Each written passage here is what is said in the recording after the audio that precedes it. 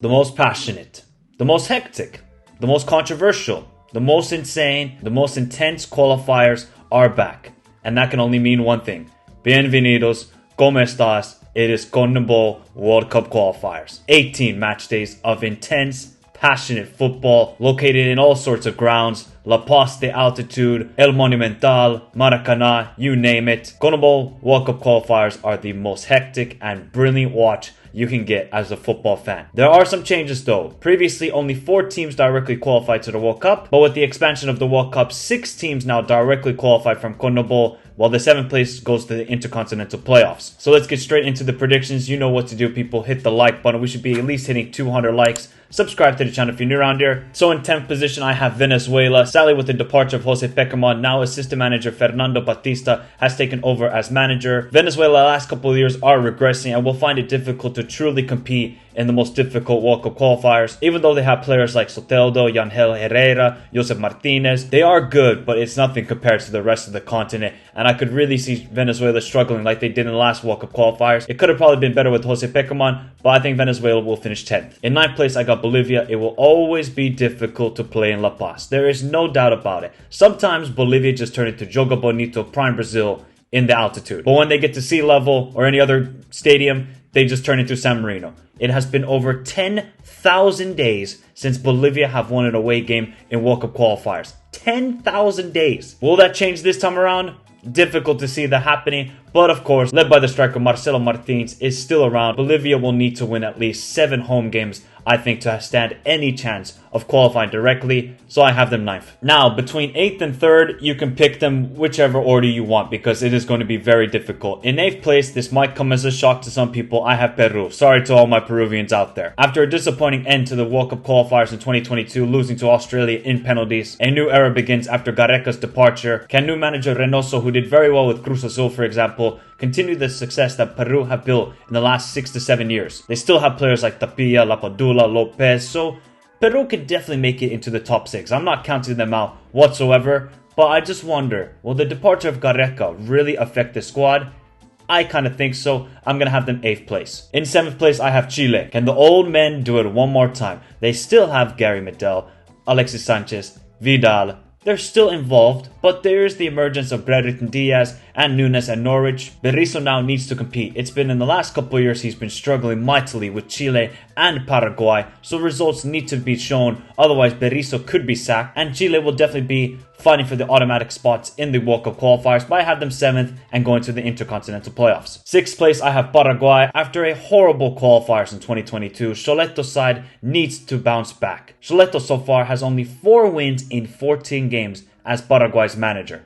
That needs to improve drastically. But with the emergence of star Julio Enciso of Brighton, and we know the guy, he is unbelievable. He's definitely going to need to help out Paraguay because Paraguay only scored 12 goals in 18 match days in the last World Cup qualifiers. I think this can improve, and defensively they're always going to be rock solid, and I think Paraguay will grab the last automatic spot and get the 6th position. In 5th place, I have Colombia. Colombia, you could really say, bottled the last World Cup qualifiers. They went on a stretch of 5 or 6 games where they didn't score a goal. And they just had drastic late losses like against Peru at home. But now with Lorenzo now as the manager, they've shown some promising performances in the friendlies. But of course, it's only friendlies. When it's the big time and the pressure is on, how will this side compete? And Luis Diaz is going to have to be the main man for Colombia, and youngsters like Duran and Cortez. Colombia definitely have some dangerous players going forward. Defensively, I'm not too worried about them. It's just about the goal scoring, and that was evident in the last World Cup qualifiers. But they got a talented squad. I think they can grab the 5th, 6th, or 4th position in the World Cup qualifiers,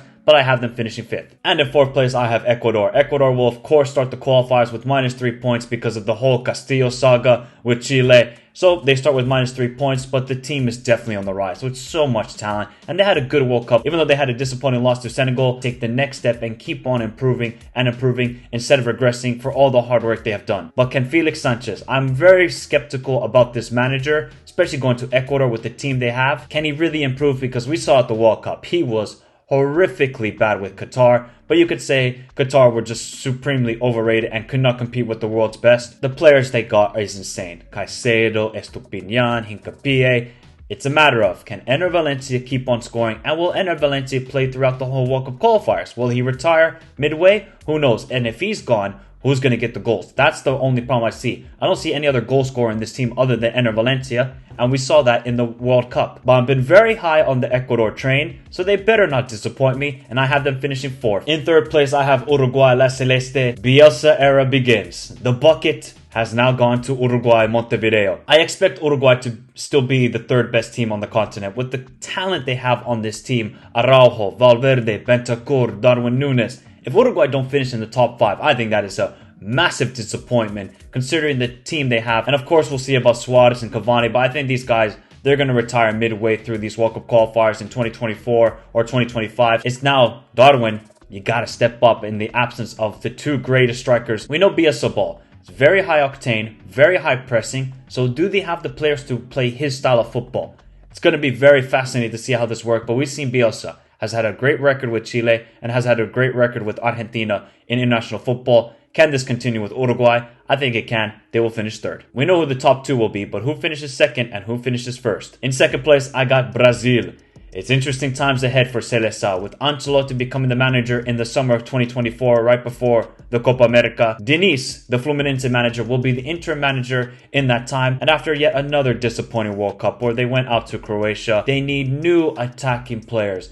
Okay, they can do brilliant in World Cup qualifiers. They can look fantastic. Anthony can get goals. Vinny can get goals. But they need a striker. No more Richarlison. Richarlison had a good group stage, and that's about it. They need Victor Roque to emerge during these World Cup qualifiers so that when the World Cup appears, he is ready to be a star at that World Cup. But Brazil have never missed a World Cup. They will not miss a World Cup, especially now with 6 teams coming from CONMEBOL. Otherwise, it would be an all-time disaster. Don't see it. But it's going to be fascinating to see with Ancelotti as manager. How will they play? How will he adapt to Brazilian football? Interesting times ahead for Seleção. Like I said, they finished 2nd in CONMEBOL. And number 1, it is Argentina, the world champions. And could they be getting even better? Scaloni has built a great chemistry with every player he selects. Everybody just seems to enjoy now playing with Argentina. It's wonderful to see compared to what it was in 2018, 2019. We don't know, of course, if Messi's going to continue to 2026. Of course, he's going to play at the next Copa America next summer. Will he play throughout these World Cup qualifiers? I don't really know. I don't think anybody knows except for Messi. Time will tell. I still think they have so many good players like Enzo, Alvarez. They have a great crop of players. One name I want to highlight that might emerge throughout these World Cup qualifiers is Valentin Barco, the left back / left wing / left center mid from Boca Juniors. Keep an eye on him because he is an insane talent and he will be getting a move to Europe, no doubt, next year. And now it's about, can you keep on being at the top? Can't just enjoy one Copa America, one World Cup. Can they do even better and better? Let's see. But I think Argentina will finish 1st in the CONMEBOL World Cup qualifiers. So let's go through a quick rundown of the predictions. I've got Venezuela 10th, Bolivia 9th, Peru 8th, Chile 7th, Paraguay 6th, Colombia 5th, Ecuador 4th, Uruguay 3rd, Brazil 2nd, and Argentina to finish 1st in the standings. Let me know your standings in the comments down below. Hit the like button, subscribe to the channel if you're new around here, and of course, throughout these next 2.5 years of CONMEBOL World Cup qualifiers, we will be covering it here on the Michael Talks Football channel. So if you are Latino, remember to subscribe and also get your thoughts in the comments down below where you're watching from as well. Have a beautiful day. Stay safe in this crazy world. And CONMEBOL is going to be insane. Adios, everybody.